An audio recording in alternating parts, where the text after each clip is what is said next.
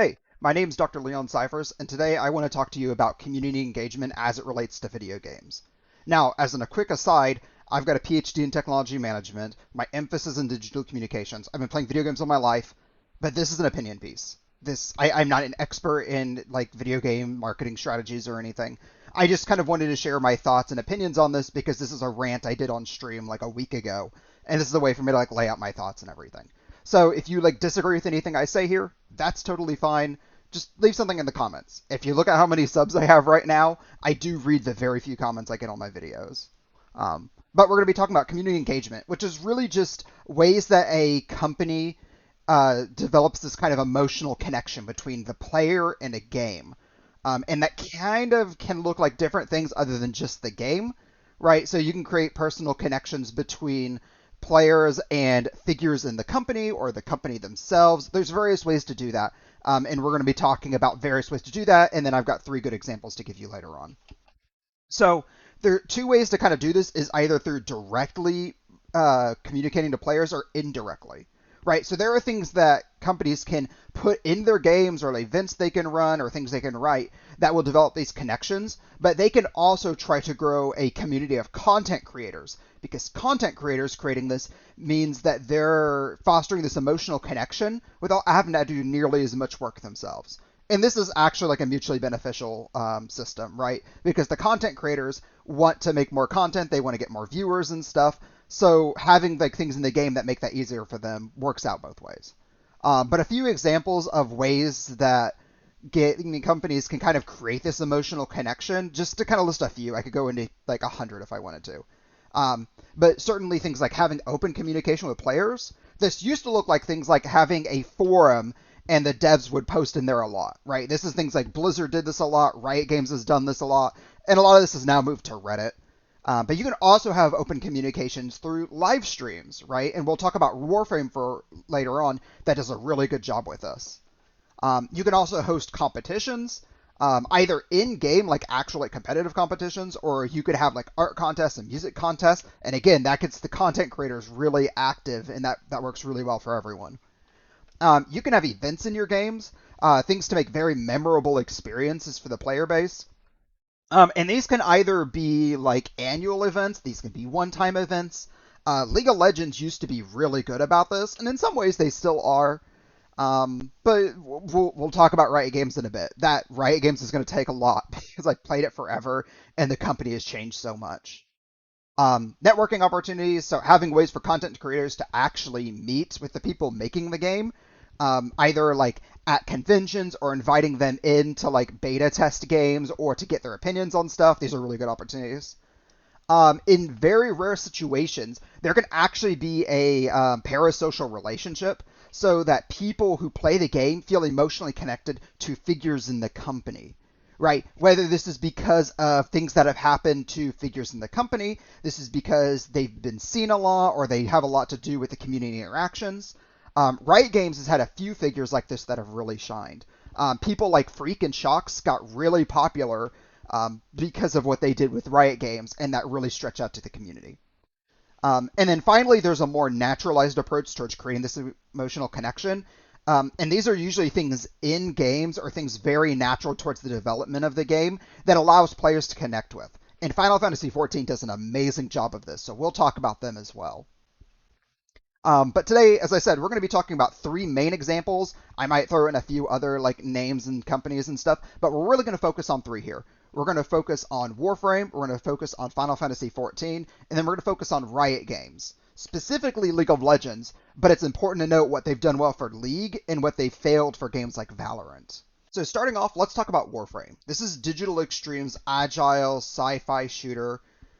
It's a really fun game, and it's free to play. I didn't think I'd enjoy it first, but after playing for a bit, I did. Going forward, I'm going to be talking about three games, but I'm going to do my best not to spoil any stories for anything, because that's pretty not cool. So you don't have to worry about that moving forward. But talking about what Digital Extremes does for community engagement, if I were to like create a game studio and make my own game, well, first I would need money because Twitch doesn't actually pay me much. But if I were going to, everything Digital Extremes is doing would be what I consider the bare minimum for community engagement, especially for smaller games. Now, bare minimum doesn't mean that Warframe is doing a poor job of this. I think they're actually doing a great job. But what I'm saying is, like, these endeavors they're taking are very easy. None of this is like you have to be a Blizzard or Riot Games like growth. Like, you don't have to be a big company to do this. These are all like pretty easy endeavors, and I definitely think they pay off for them.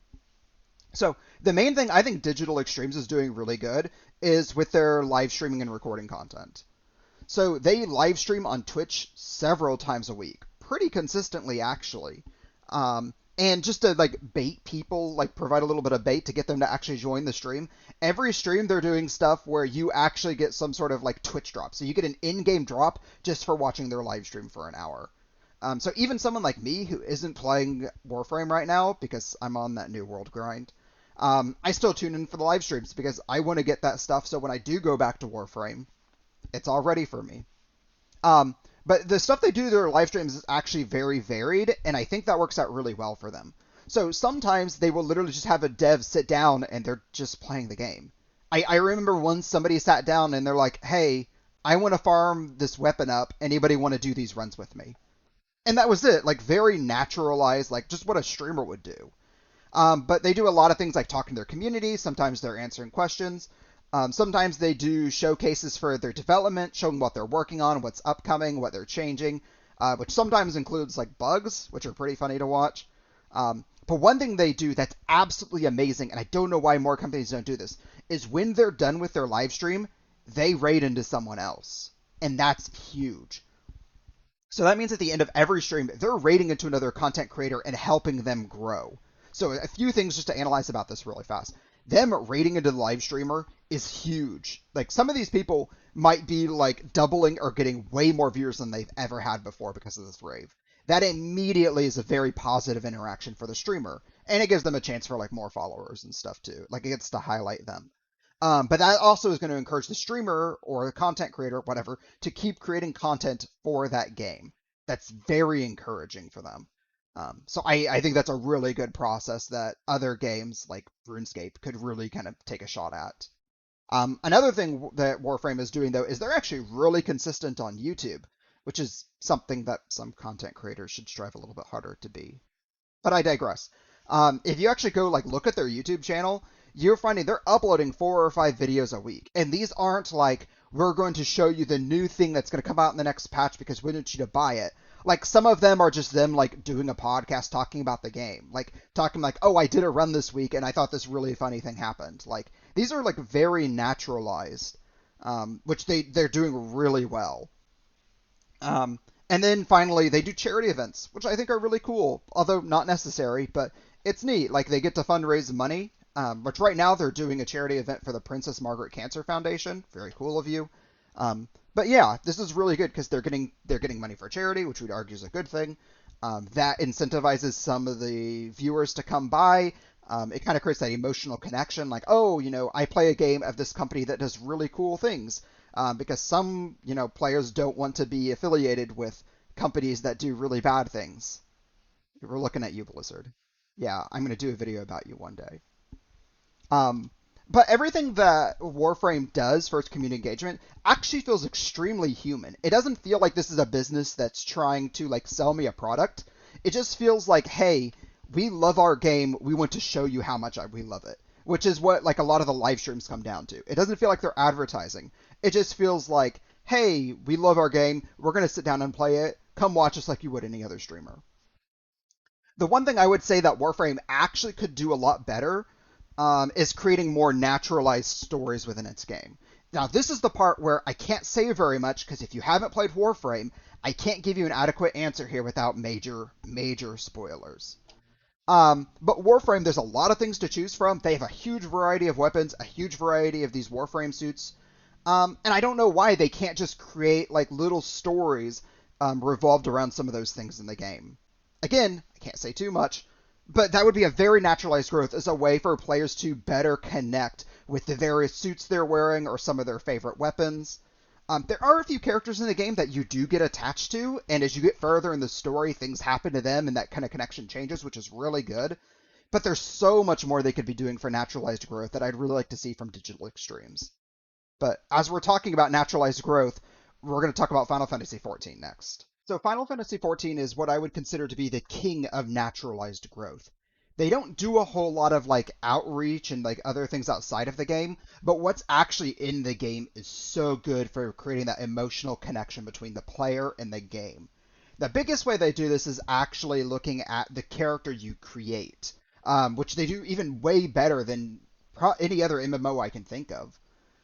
They also do a really good job of connecting to the NPCs, but that's not really the focus here.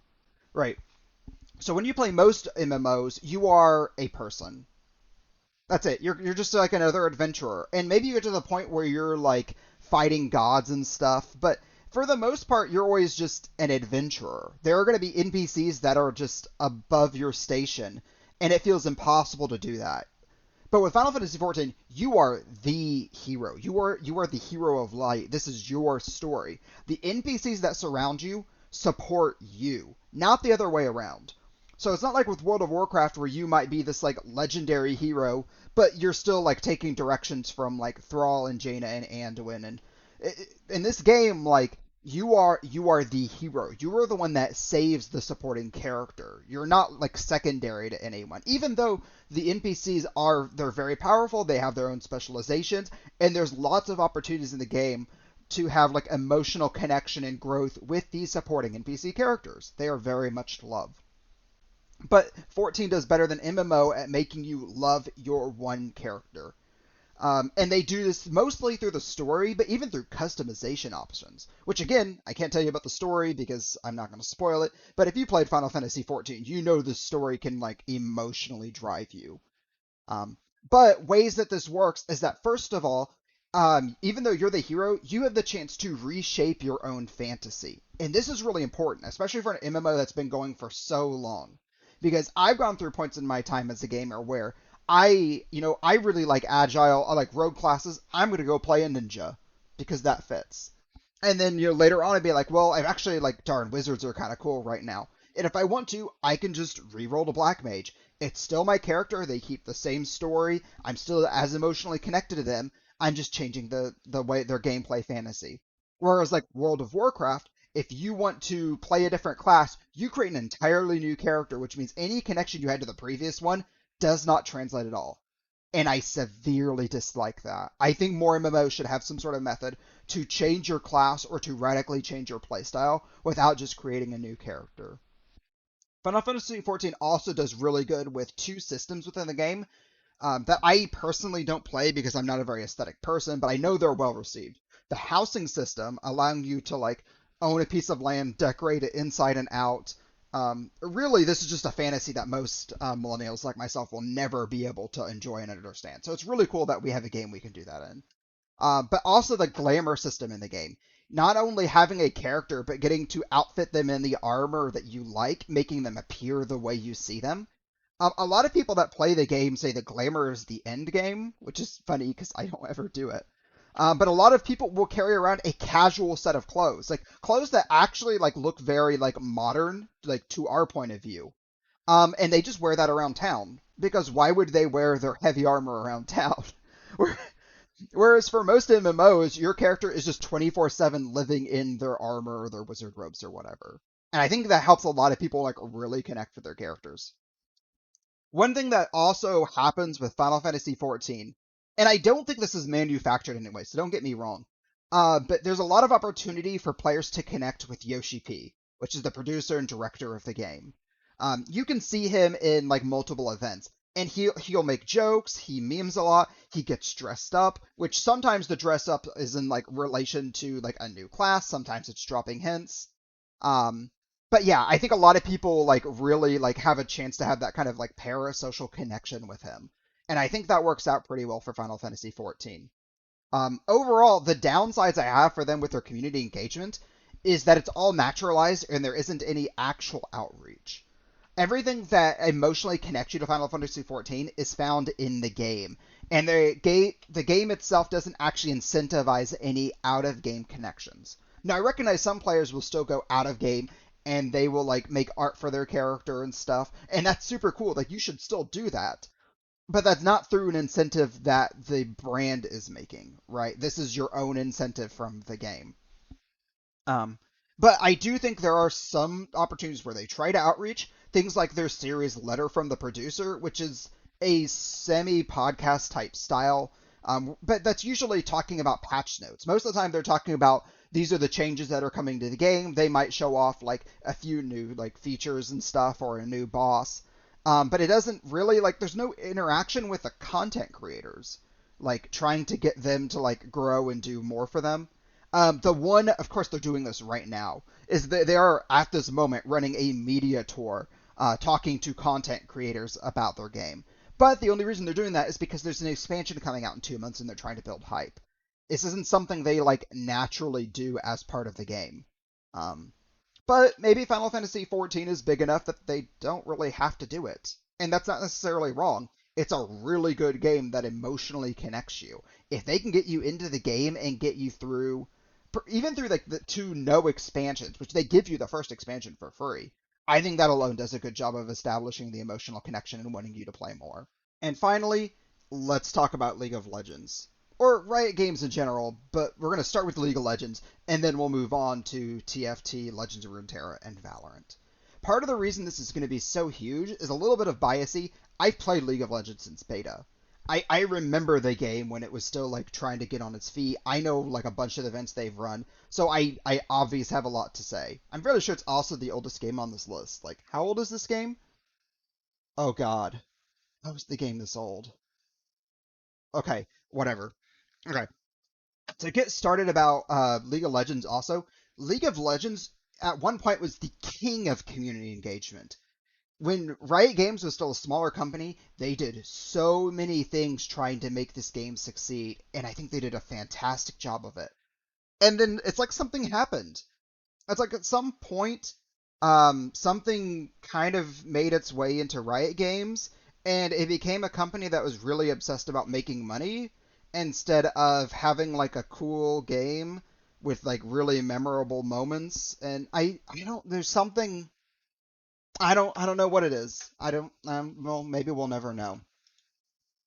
But starting off with a few things that like League of Legends used to do that was really cool is for like community support as far as like art and stuff. There were a few different things for this. Like there were people that made like art and like videos and stuff. Um, but one thing people did was to like create their own custom skins, which is not new. Like you can find plenty of games where they'll create like custom skins for their characters and stuff. But Riot actually did take this a step further because some of their custom skins actually made it into the game, which, as an artist, has to be so hyped to have it done. And that hope that your skin could be added to the game next is mind blowingly cool.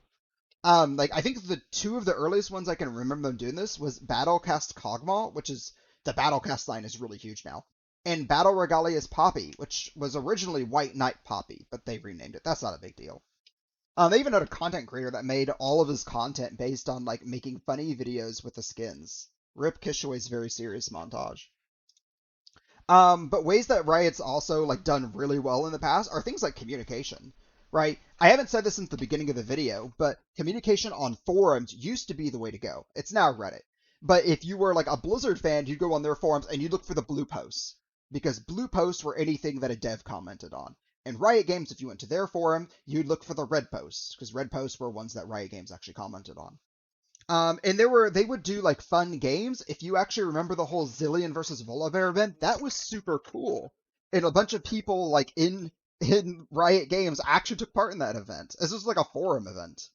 But there are even like little things like if somebody was literally 1 RP away from being able to afford a skin, they would literally just like post something in like the Riot forums, and it was super common for a dev to say, "Hey, I'll give you 1 RP if you make a picture of the skin you're wanting." And people would go into like MS Paint and try to make these like really awful drawings of the skin they wanted, and Riot would be like, "Okay, that's cool." Or sometimes they'd be like, "No, no, no, you didn't do the whole skin. Go back and give me more." But they would pay it forward. They'd give you the 1 RP you needed for the skin, and that was kind of cool. At one point, League of Legends also made video updates to talk about patches, like very consistently. And this was going to be like a few of the devs and Freak, because people really liked Freak. He was probably like the first like person that got really well known within Riot Games. And a lot of like really cool like memes and like videos and stuff came out of that, right? Like if any of you have heard the term like Dance Master Freak, this is where it came from. And they still do these kinds of updates occasionally. Most of them aren't videos anymore, but even like the Udyr update, I think is pretty cool. It's a way to like communicate what you're working on with your viewers, your fans, and you get to show like some of that development process, which I think people really like. Other forms of communication issues is the League of Legends Partner Program, which if you've been around a while, you probably remember there's a lot of hype for people to get into that, especially like a lot of YouTubers try to get into it. And it was really cool at first because they would give these people like a bunch of skin codes to like distribute. Um, but yeah, I don't know whatever happened with that. Like you can actually still find the Twitter account for it. There's no updates, there's no communications for it. Technically the program still exists, I think, because you can find the page to describe it, but signups have been down for over a year. And they I think it still says on there unless they've changed it that signups will continue again in 2021. For reference, if you're not watching this video currently, it is now mid-October of 2021, and they still haven't. Yeah, so the program is probably dead, but there's no communication with it, which is really weird. League of Legends also used to do a ton of really cool events, and I mean in-game events and like amateur events. Like starting off when Riot was starting to become a competitive game, they gave so much support for amateur tournaments. There was a skin. If you find Triumphant Rise, you could only get that through winning an amateur tournament. I had a group of friends that we played in those tournaments trying to win, and we actually won some of them, and we never got our skins. Riot, I'm looking at you. You owe me a Triumphant Rise, and I still want it. Unfortunately, last year, I think it was last year, last May, they completely shut down any support for amateur tournaments. They at one point they did have like a portal so you could kind of communicate with people and get signups and stuff to make things official. They completely ended support for amateur content last year, which is really sad because that's what set the scene professional League of Legends. You could be this small group of friends, go to an event, play there, all day on a Saturday, and you were competing. You were like these pros, and that kind of set the stage for it. And they've dropped it. And remember that point because I will be coming back to that very soon when we get to the other games. But they also had like art events, certain things like art contests, video content, music content, that they don't do as regularly anymore. Right? There's a music contest for Songs of the Summoned, which you can still find some of those songs on YouTube. They're good songs. I could still jam out to them, but they just don't do this anymore. And maybe they don't feel like as big of a deal when they do contests anymore because League of Legends is such a huge game, but I don't know. It just seems like it's not really supported. And then finally, League of Legends used to do in-game events, which were super cool. If you've been playing long enough to remember things like the Freljord lore, where you actually had to pick one of the three sisters to sign up with and fight, like you chose to represent, that was really cool. They did like an Ionia versus Noxus event, where Noxus was a military occupation in Ionia. So to decide if that occupation would continue, they got a bunch of content creators to play a single game. And they actually like segmented it like if you're Ionia, you can only pick these Ionia champions. If you're Noxus, you can only pick these Noxus champions. Plus Rammus, because there weren't enough tanks in the game. So Rammus was on Noxus' side for some reason. Um, but yeah, that was actually a really cool moment, and the winner of that game actually got to determine League of Legends lore, right? Canonically, Ionia was saved single-handedly by Udyr. Udyr carried that match, and part of that because Riot was a small company, they didn't know how to balance champions. But Ionia was single-handedly saved by Udyr. Nothing they write in canon will ever change my mind. But let's talk about the Reckoning. And I'm not going to go super deep into this. I could make an entire video about how awful the Reckoning event was. It was so awful. As somebody that's loved League of Legends lore for a long time, I understand the lore's been rewritten so many times, but there's so much they built up for Reckoning that just didn't happen. Ultimately, instead of being a really cool event to tell a story, it became an event to sell skins. Because if you actually look at the end at what you have when the event is over, the story itself is sort of concluded. But there's so many characters that were tied to this, like Yorick and Karthus, that just didn't even appear in the story. But then they threw in like Karma and Pantheon Shyvana. Like, why are these people here? They're not relevant at all to anything happening on Shadow Isles. But they were just kind of forced on there because they wanted to sell skins. Again, Riot has become a company that doesn't care about community engagement as much as they do just making money from selling skins. And I still, why is that? I don't know why. There has to be a reason that's happened, but I just don't remember. Um, but yeah, even like League of Legends used to have really good natural growth, and to some extent it still does, but it doesn't feel like they do it as well. Right? Like League of Legends used to have like a newspaper you could go read called the Journal of Justice, which would have these like tiny short stories, literally like 2 paragraphs, that would show like these are what the champions are currently doing in this world because it felt like a real world. Like these were heroes that were trying to better the world in their own way. Um, but now they do larger stories. They do these, I'm going to call them short stories, but they're not really that short. Um, I mean, this continues their stories, but I think most players don't even know about them. And if you look at them, it's a good amount of text. I understand that a lot of players don't want to take the time to read through that. So now Riot is putting forth an effort to continue the story of the champions, but they're doing it in such an inefficient way that nobody's actually consuming it. And that's actually just a waste of money on their part. And then finally, we could talk about Seraphine. God, Seraphine's launch was such a disaster. Riot Games created like a fake Twitter account for Seraphine, which is a champion in the game, where she was like talking about how like she's trying to be this up and coming star and things don't seem likely. But the things she was posting on Twitter, not only was this such a forced interaction, it almost felt very manipulative that they were trying to find like-minded content creators and like share their kind of story and copy things. It was a disaster. It blew back on them. They actually had to rewrite part of her lore because of the blowback from Seraphine. And what's even worse, or better, depending on your point of view, Seraphine launched with an ultimate skin, but her launch was so negative. I wouldn't be surprised. Like that actually is probably the least popular ultimate skin for any character, which ultimate skins are a big deal. They make a lot of money and a lot of production typically goes into them. And this is probably less popular than Gun Goddess Misfortune, a skin that essentially had like no hype and no advertising behind it. Which is weird because Riot used to tell really cool stories and they just really hard failed with Seraphines. But this brings us to another point. What about Legends of Runeterra, TFT, and Valorant? Because I've been talking about League, but they have Riot Games has 3 other games that are worth talking about. And maybe Riot Games is just a big enough company now that they don't need community engagement. It's not something they have to like really worry about or think about because they can spend money on advertising or their name is just so well done. Like they just don't need it. Which is sad because these are really cool games that could use more support that they're just not receiving. Right? TFT, Legends of Runeterra, and actually I would say Valorant, aren't receiving any support for amateur tournaments. I'm a tournament organizer on Twitch and through Battlefy, and there is nothing Riot Games will do to help you with these events. And in some cases, they're not even made possible. Teamfight Tactics, despite being out for, is it 2 years now or 3 years, still doesn't have custom lobbies. Which means if you're trying to make games, you have to have random people in, which is not how you want to run a tournament.